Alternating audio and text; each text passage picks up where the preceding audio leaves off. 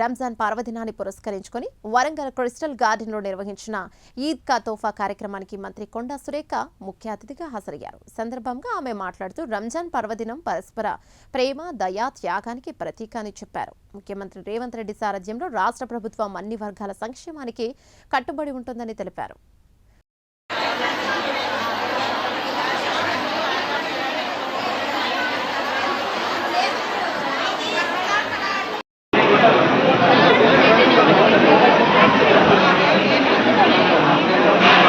गुजारिश करता हूँ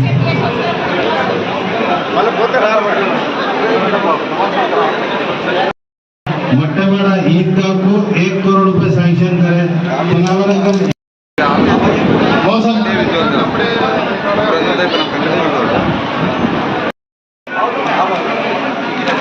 ओके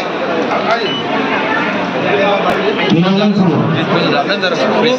सही है मंगल साहब अपनी बात रखें।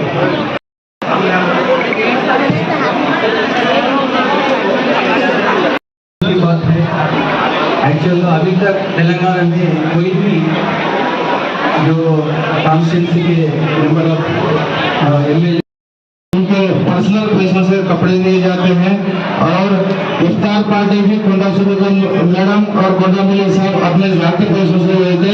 जो भी गवर्नमेंट से पैसे आते हैं वो महीनों में बांटा जाता है। और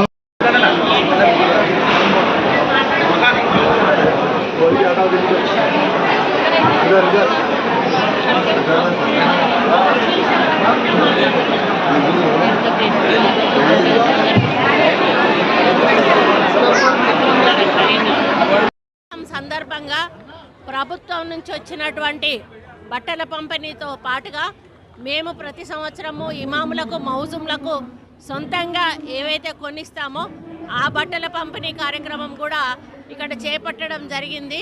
మాకు ప్రభుత్వం నుంచి 3500 సెట్ల బట్టలు రావడం జరిగింది. అదేవిధంగా ఇఫ్తార్కు 6 లక్షల రూపాయలు ప్రభుత్వం కేటాయించడం జరిగింది.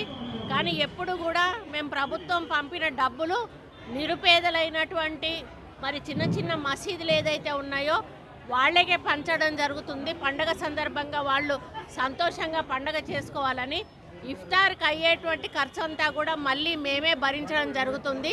కాబట్టి ఆ కార్యక్రమం కూడా మా వాళ్ళకి అప్పచెప్పాము.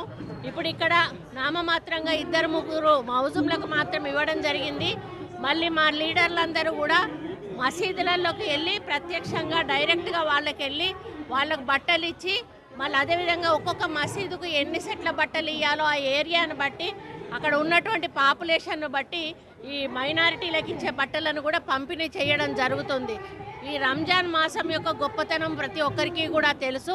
మరి 40 రోజులు కూడా ఒక కఠిన ఉపవాస దీక్ష చేసి ఎంతో పవిత్రమైన మాసంగా కొలిచేటువంటి ఈ రంజాన్ పండుగను మా వరంగల్ ఈస్ట్లో చాలా పెద్ద ఎత్తున జరుపుకుంటారు.